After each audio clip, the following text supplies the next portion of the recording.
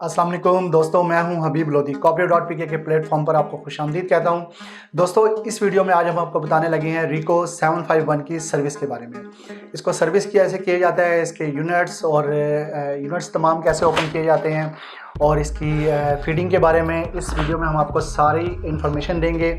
और आपने video and तक देखनी है। जैसे कि पिछली वीडियो में हमने आपको इसकी ऑपरेटिंग बताई, इस वीडियो में हम आपको इसकी सर्विसेज के बारे में बताएंगे। मज़ीद ऐसी वीडियोस देखने के लिए आप हमारा चैनल सब्सक्राइब कर लीजिए, बेल आइकन को दबा दीजिए ताकि आपको नोटिफिकेशन मिलते रहे।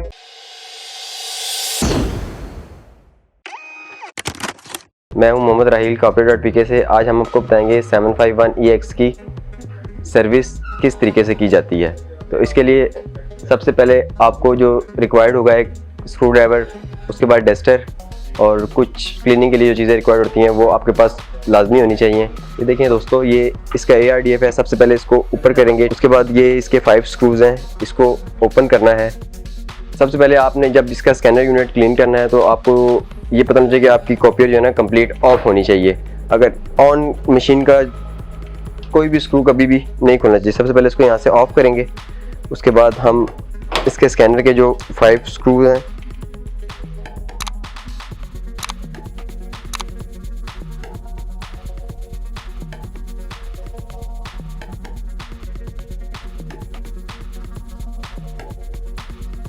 इसकी स्ट्रिप है ये रिमूव करेंगे।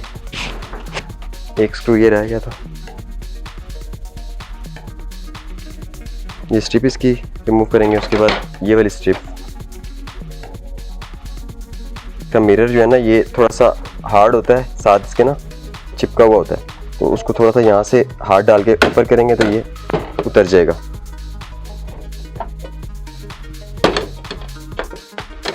बाद इसको भी साइड पे रख देंगे। उसके बाद बिल्कुल एहतियात से इसके स्कैनर को यूँ मूव करके फ्रंट पे लेके आएंगे। ठीक है, आपके पास जो डस्टर होना चाहिए वो कोशिश करें कि ये नरम हो। उसके बाद सबसे पहले ये वाला इसका मिरर साफ़ करेंगे। उसके बाद इसी तरह ये इसके नीचे एक मिरर है, इसको क्लीन करेंगे। आपने ये एहतियात करनी है कि ज़ोर नहीं लगाना, मतलब नॉर्मली हल्के हाथ से उसके मिरर क्लीन करेंगे। उसके बाद ये असेंबली, ये लैंप के नीचे एक मिरर लगा हुआ है, इसको भी एहतियात से क्लीन करेंगे। उसके बाद इसका लैंप है, इसको भी हल्का सा ऐसे क्लीन कर लेंगे। उसके बाद इसको वापस और इसकी ये जो प्लेस है इसको अच्छी तरह क्लीन कर लेंगे। ठीक है, उसके बाद इसको आप कोशिश करें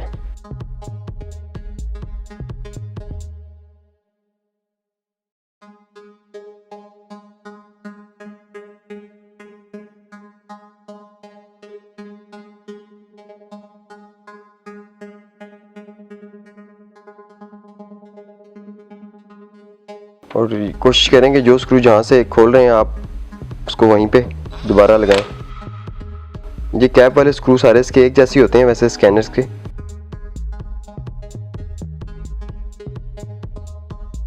सारे स्क्रू आपने जब लगाने हैं तो इनको टाइट एंड में करना है, सारे लगाते वक्त नहीं टाइट करने, क्योंकि बाज़ स्क्रू सही बैठते नहीं हैं।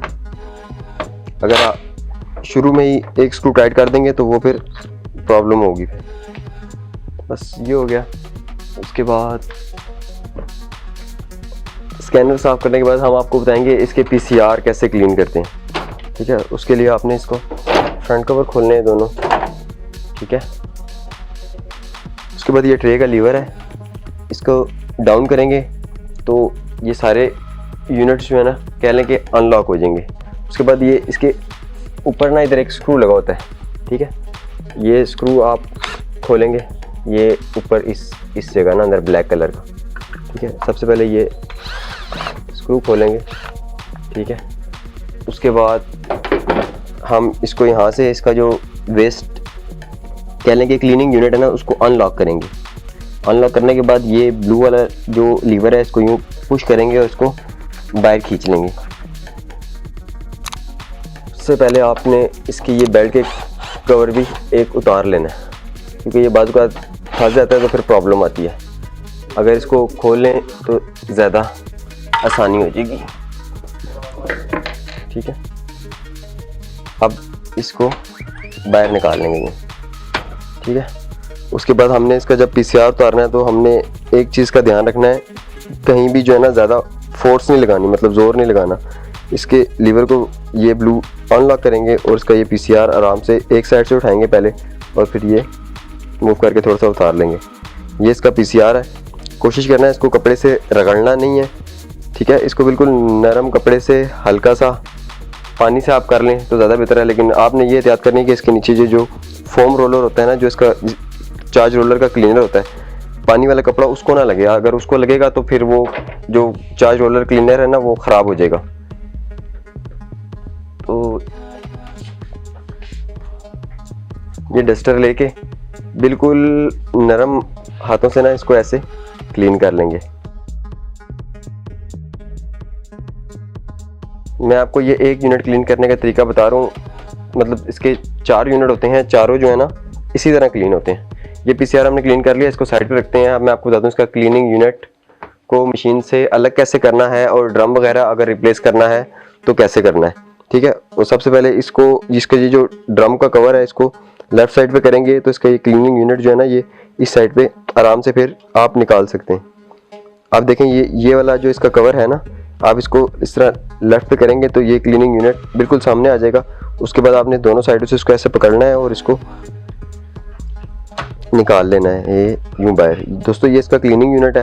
ٹھیک ہے. آپ کے پاس اگر ویکیوم ہے تو بہت اچھی بات ہے. آپ اس کو آرام سے یہاں سے ویکیوم کریں گے تو اس کی ریسائکلنگ میں جتنی بھی یہ ویسٹ ہے وہ ویکیوم سک کر لے گا. ٹھیک ہے. اگر آپ کے پاس ویکیوم نہیں ہے تو آپ اس کو بلور بھی کر سکتے ہیں, اور بلور کرنے کے بعد آپ نے اس کو اچھی طرح کلین کر کے پھر مشین کے اندر لگانا ہے. ٹھیک ہے.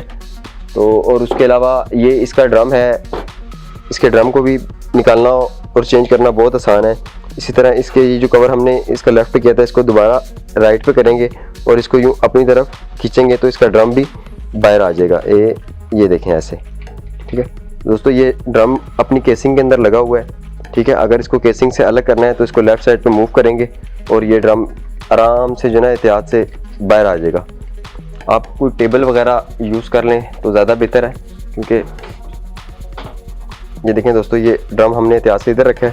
اس کے بعد ڈرم کو سائڈ سے پکڑ کے لیفٹ پہ کریں گے.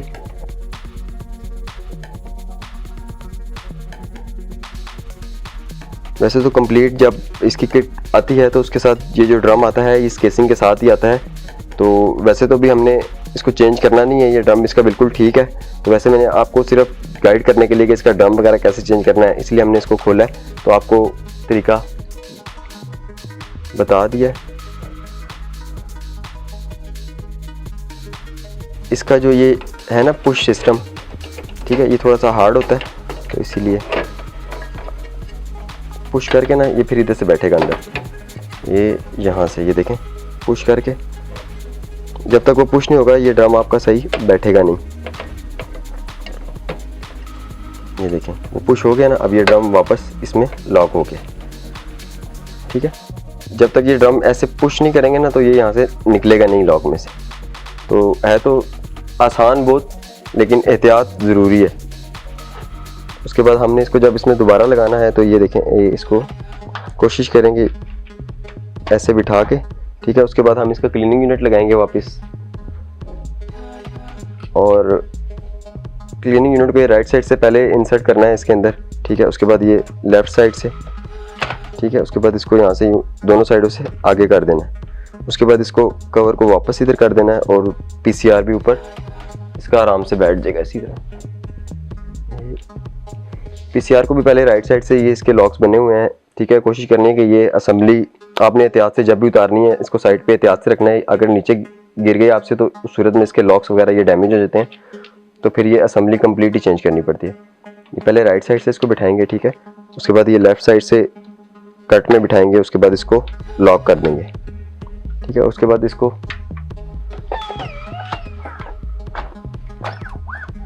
تھوڑا سا زور سے بٹھائیں گے تو یہ لاک ہو جائے گا. اس کے بعد ایک کلیننگ یونٹ اس کا لاک کر کے اور واپس اسکرو لگا دیں گے.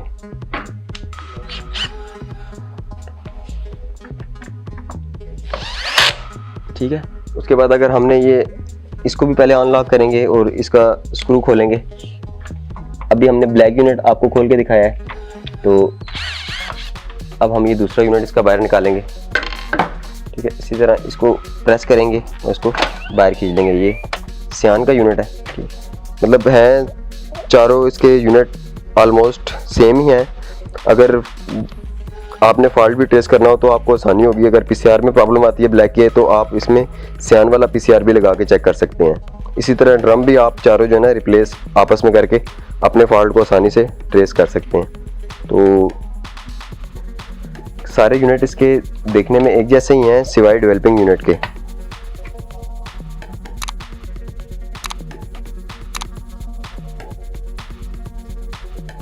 دوستو اب میں آپ کو بتاؤں گا اس کی جو ہے نا اس کی امیجنگ بیلٹ جو ہے نا اس کی ویسٹ وغیرہ کو کلین کرنے کا طریقہ کیا ہے. تو آپ نے سب سے پہلے یہ جو کور لگا ہوا ہے نا اس کے 2 اسکرو ہیں, یہ اوپن کرنے ہیں اس کو.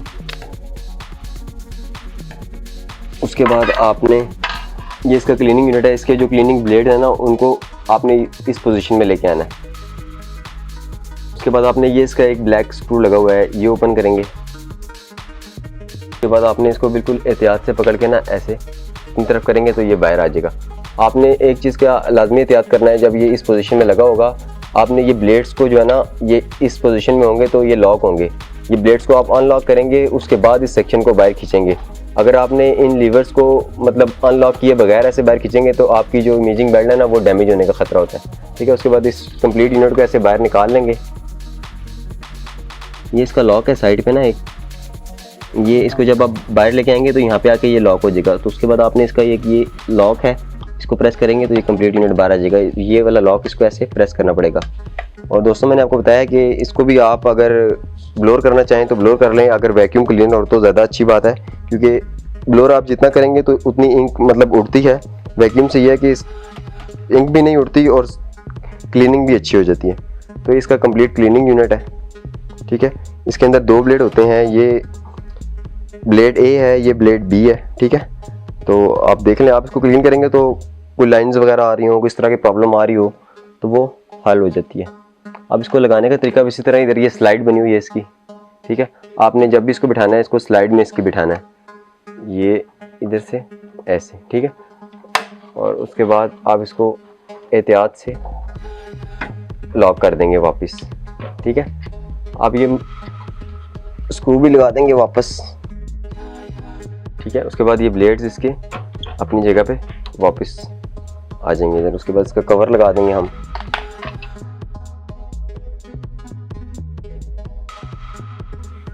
یہ والا کور بھی اس کا جو ہم نے کھولا تھا پہلے بٹھا دیں گے. امیجنگ بیلٹ اس کی نکالنے کے لیے ہم آپ کو یہ کور بھی اوپن کرنا ہے اس کا. ٹھیک ہے, پہلے ہم آپ کو اس کی امیجنگ بیلٹ بھی باہر نکال کے دکھا دیتے ہیں. سب سے پہلے لیور کو ان لاک کریں گے, ان دونوں لیورز کو. اس کے بعد اس کے یہ والے کور اوپن کریں گے.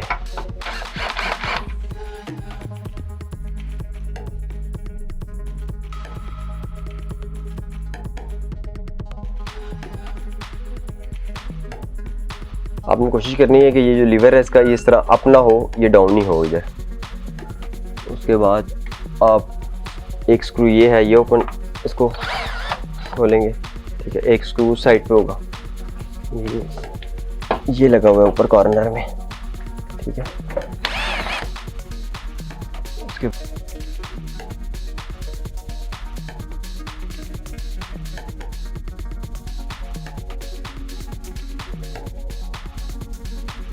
اس کے بعد آپ نے اس کو ایک اس سائڈ سے پکڑنا ہے اور ایک اس سائڈ سے پکڑنا ہے. اس کو اپنی طرف کھینچیں گے تو اس کی پوری امیجنگ بیلٹ باہر آ جائے گی.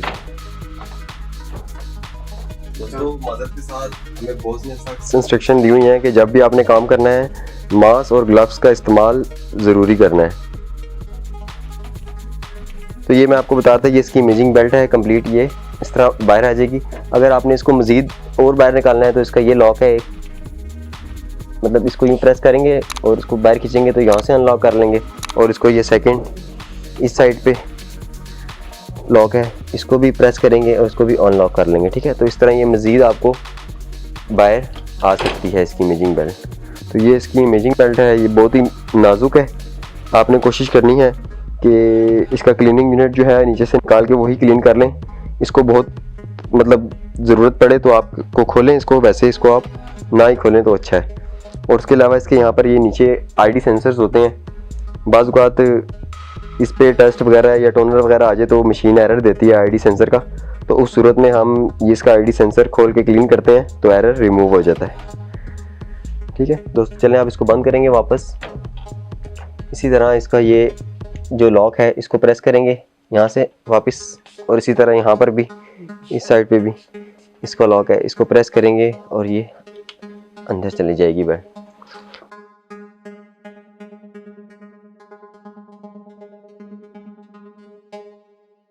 دو اسکرو اس کے جو کھولے تھے بیلٹ کے وہ واپس لگائیں گے, کورز لگائیں گے.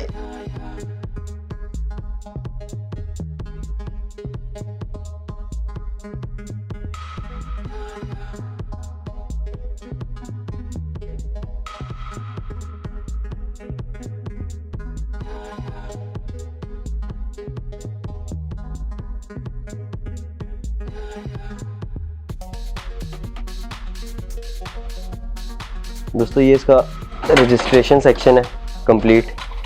یہ اس کا رجسٹریشن رولر ہے جو امیجنگ بیلٹ کے ساتھ موو کرتا ہے, تو اس کو بھی مطلب اوپر سے ایسے کلین کر لیں گے. ٹھیک ہے, اس کے بعد اس کو لاک کر دیں گے ایسے, اور یہ اس کے اس سائڈ پہ یہ اس کا کمپلیٹ ہیٹر سیکشن ہے. ٹھیک ہے, تو یہ اس کا ہیٹر سیکشن ہے کمپلیٹ.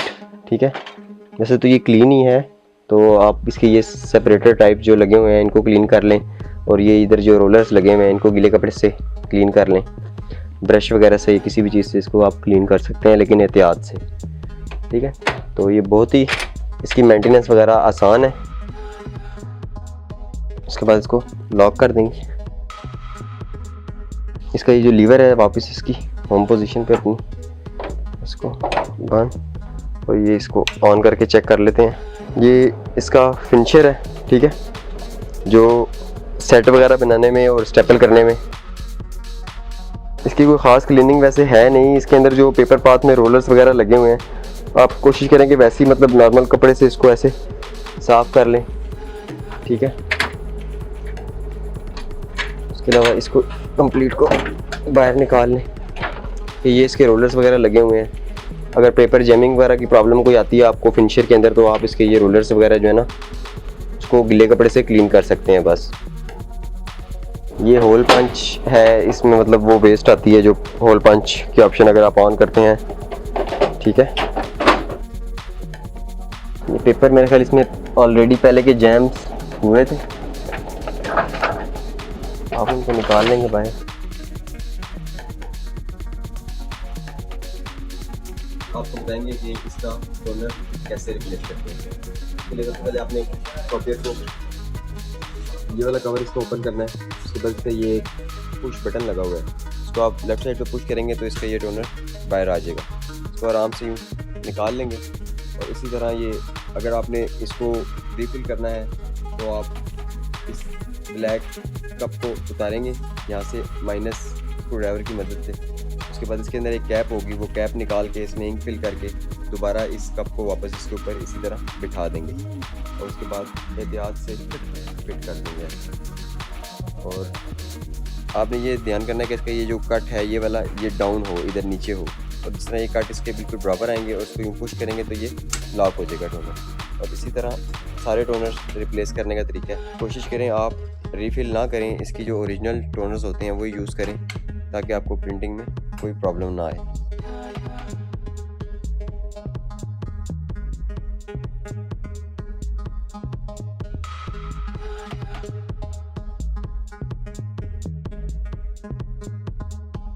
جی تو دوستوں میں امید کرتا ہوں آپ کو ہماری ویڈیو پسند آئی ہوگی. مزید ایسی ویڈیوز دیکھنے کے لیے آپ ہمارا چینل سبسکرائب کر لیجئے, بیل آئکن پر دبا دیجئے تاکہ آپ کو نوٹیفیکیشن ملتے رہے. کاپی.pk کے پلیٹ فارم سے میں آپ سے چاہتا ہوں اجازت. اللہ حافظ.